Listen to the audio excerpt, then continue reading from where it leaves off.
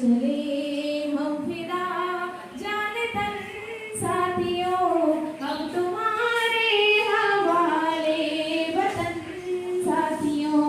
जिंदा रहने के मौसम बहुत है मगर जान देने की रुत रोज आती नहीं। वो जवानी जो हम तो अपने हर पल कदम साथियों, कर चले हम फिदा जाने तन साथियों, अब तुम्हारे हवाले वतन साथियों। दिया कट गए सर हमारे तो कुछ गम नहीं, सर हिमालय का हमने न झुकने दिया। मरते मरते रहा पाकपन साथियों, अब तुम्हारे हवाले वतन साथियों। कर चले हम फिदा जाने तन साथियों, अब तुम्हारे हवाले वतन साथियों। जिंदा रहने के मौसम बहुत है मगर जान देने की रुत रोज आती नहीं। वो जवानी जो सो में नहीं, बांध दो अपने हर पल कदम साथियों, कर चले हम फिदा जाने तन साथियों, अब तुम्हारे हवाले वतन साथियों। होता है क्योंकि इस दिन हमने आज़ादी पाई थी, लेकिन ये आज़ादी जो है किन कीमतों पर हमको मिली थी इसका भी हमें ध्यान रखना पड़ेगा हमेशा, क्योंकि जो राष्ट्र है वो राष्ट्र निर्माण की प्रक्रिया अभी भी चल रही है। हमारा राष्ट्र अभी भी बन रहा है। कई ऐतिहासिक प्रक्रियाओं में कई इस तरह की चीज़ें होती हैं, कई गलतियां हो जाती हैं, कई दुर्बलताएं होती हैं, सामाजिक संरचना में कई तरह के फ्रैक्चर्स स्थितियां होती हैं। इन सब तमाम विरोधाभासों को देखते हुए हम लोग लगातार एक अपनी जो राष्ट्र का प्रवाह है वो चल रहा है। तो आज चूंकि हमारे देश में युवा शक्ति सबसे ज़्यादा है, तो और हम एक युवा संस्था का प्रतिनिधित्व करते हैं, तो ये हमारे लिए बहुत महत्वपूर्ण है कि आज जो सारे बच्चे हमारे बीच इकट्ठे हैं ये समझें कि हम किस परंपरा से हैं। तो जब आप बहुत गंभीरता से और बहुत ध्यान से देखेंगे तो हम एक बहुत बड़ी परंपरा के नागरिक हैं। हमारी परंपरा कोई छोटी मोटी परंपरा नहीं है, कोई 1000 1500 साल की जो पैदाइश है वो हम नहीं है, हजारों सालों का फॉर्मेशन चलता रहा है। और आज सबसे महत्वपूर्ण बात हम जो आपसे कहना चाहते हैं कि जो राजनीति में जो हमें स्वतंत्रता मिली, ये स्वतंत्रता किसी एक धारा या किसी एक उपधारा का नतीजा नहीं था। इसमें देश के वह किसान भी उत्तरदायी हैं जो खेत पे हमारे लिए अन्न पैदा कर रहे थे। हमारे जो सिपाही शहीद हुए उनका भी योगदान है। वो छोटे छोटे लोग जो गलियों मोहल्लों में किनारे रहते हैं, जो जिंदाबाद कहते थे, जो वंदे मातरम के गीत गाते थे, हमारी माएं, हमारी बहनें, जिन्होंने देश के लिए अपना सर्वस्व न्यौछावर कर दिया, वो तमाम सारे लोग, उन तमाम सारे लोगों की कुर्बानियों से ये देश का निर्माण हुआ है। तो ये बहुत बड़ी परंपरा है जिस परंपरा के साथ हम लोग आज यहाँ पे खड़े हुए हैं।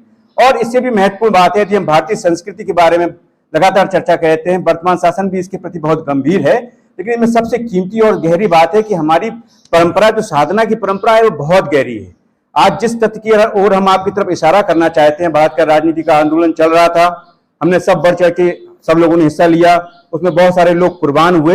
इस परंपराओं के बीच में कुछ लोग ऐसे भी थे जो सूक्ष्म साधनाएं कर रहे थे। हमारी जो सबसे बड़ी ताकत है, जो हिंदुस्तान की जो सबसे बड़ी ताकत है, वो स्पिरिचुअलिटी ही है।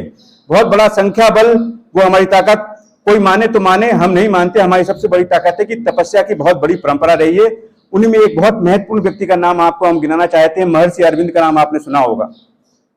कमोबेश आज हमारा जो जीवन है, आज आपकी जो उम्र है 20-25 साल जो उम्र है, ये खून में इस समय उबाल होता है, बहुत उत्साह होता है। तो भारत के आजादी का जो आंदोलन था उसमें जो बहुत सारे रंग थे, उसमें एक रंग जो था वो क्रांतिकारिता का भी रंग था, जिसके प्रतिनिधि चंद्रशेखर आजाद हैं, और बहुत सारे एक लंबी परंपरा है। तो ये परंपरा में ही हम देखें तो महर्षि अरविंद, जिनको बाद में महर्षि अरविंद कहा गया, वो क्रांतिकारी आंदोलन से बहुत गहराई से जुड़े हुए थे।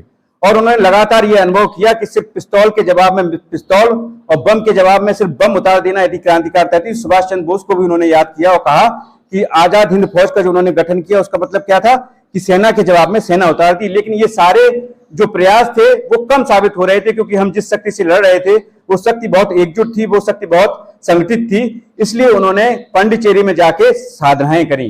आज हम जिस तथ्य की ओर आपको इशारा करना चाहते हैं वो यही करना चाहते हैं कि हमारी जो परंपराएं हैं उन परंपराओं में राजनीति भी चलती रहती है, अर्थव्यवस्था भी चलती रहती है और तमाम सारी चीजें चलती रहती हैं, लेकिन जो हमारी मूल धरोहर है वो जो गर्व जिसको हम बार बार कहते हैं वंदे मातरम, हम वंदे मातरम कह लेते हैं, लेकिन वंदे मातरम में जो ध्वनि गूंजित होती है, जो ध्वनि निकल रही है, उसका जो सार है उसको भी हमें समझना चाहिए। आज हम संयोग से हमारी संस्था में 75% जो है छात्राएं हैं और मैं छात्राओं का मातृशक्ति का बहुत सम्मान करता हूं, क्योंकि ये जगत जो है ये बामोद भवा है। हमारी जो संस्कृति में उसमें क्या कहा गया कि ये विश्व ये किसने पैदा किया है, ये मां ने पैदा किया है। तो वंदे मातरम जो शब्द है, इस ध्वनि, इस शब्द के जो इसका जो पीछे का जो दर्शन है उसको भी हमें पहचानना पड़ेगा कि जो मातृशक्ति होती है वो इस पूरे यूनिवर्स को चला रही है। तो इस पूरे यूनिवर्स को जो चला रही है उस शक्ति को हमें पहचानना है और हमें अपनी तपस्या की परंपराओं को भी पहचानना है। और वो पांडिचेरी में जो कहा गया कि महर्षि अरविंद ने जो तपस्या करी थी उसका प्रतिफल था कि हिंदुस्तान के रंगमंच पर, राजनीति पर ऐसी ऐसी दिग्गज हस्तियां पैदा हुई कि जिन्होंने पूरे भारत को उत्तर से लेकर दक्षिण तक, पूरब से लेकर पश्चिम तक एकजुट कर दिया। और हम महात्मा गांधी के बारे में देखते रहते हैं, तो गांधी जी ने बार बार यही कहा कि मेरा जीवन ही मेरा संदेश है। जब तक हमारे पास सैक्रिफाइस नहीं होगा तब तक हम देश को कुछ दे नहीं पाएंगे। हमारी वे परंपराएं, वे सारी परंपराएं जिन्होंने त्याग था, जिनमें बहुत गहरा त्याग था, उनसे ही सिंचित होकर हमारा देश जो है आज इस स्थिति में पहुंचा है कि हम एक स्वतंत्र देश के नागरिक हैं, हम अपनी कलर ऊंची कर सकते हैं, आज देश विदेश में हमारा सम्मान हो रहा है। लेकिन इस सब के बावजूद भी फिर हम पर बहुत महत्वपूर्ण उत्तरदायित्व है कि जो हमारी युवा पीढ़ी है उस युवा पीढ़ी पर संस्कृति की जो जड़ें हैं वो बहुत गहरी होनी चाहिए। हमें यह पहचानना होगा कि संस्कृति है क्या। हम फूल और पंखुड़ियों के लिए लड़ते रहेंगे तो भारत की जो संस्कृति है, जो एसेंस है, जो इत्र है, उसको हम नहीं पहचान पाएंगे। ये बहुत महत्वपूर्ण चीज है। आज आजादी के इस उपलक्ष्य में मैं आपके सामने ये भी घोषणा करता हूं कि महाविद्यालय में जो इतिहास विभाग है वो एक साप्ताहिक कार्यक्रम प्रत्येक सोमवार को आगे से आयोजन करेगा। उसका मूल उद्देश्य यही होगा कि हम वास्तव में ये समझे कि हमारी संस्कृति का जो एसेंस है वो क्या है। छोटी छोटी सी बातें थी, एक दिन में सारी बातें आपसे कह देना संभव नहीं। डॉक्टर आशुतोष यादव, प्राचार्य राजकीय महाविद्यालय मेहरौनी। इस मंच से मैं सारे विद्यार्थियों को, देश के सभी नागरिकों को आज़ादी की इस उपलक्ष्य पर मैं बधाई देता हूं। और साथ अपने, चूंकि मैं एक युवा संस्था से जुड़ा हुआ हूं जिसमें युवाओं की संख्या बहुत है, मैं युवाओं को ये बताना चाहता हूं कि हम एक बहुत बड़ी परंपरा के नागरिक हैं और इस परंपरा की बृहत्ता को हमें समझना होगा, इसकी संस्कृति की गहराई को हमें पहचानना पड़ेगा। और आज हमारा देश जो है युवाओं में सबसे ज्यादा उसकी आबादी है, तो जो युवा हैं उनमें जो प्रचंड शक्ति होती है, इस प्रचंड शक्ति के बल पर हम फिर से विश्व गुरु बन सकते हैं। लेकिन हमें एक एक कदम बहुत सोच विचार के उठाना पड़ेगा। और इसी बात के साथ मैं आप लोगों को बधाई देता हूं। धन्यवाद।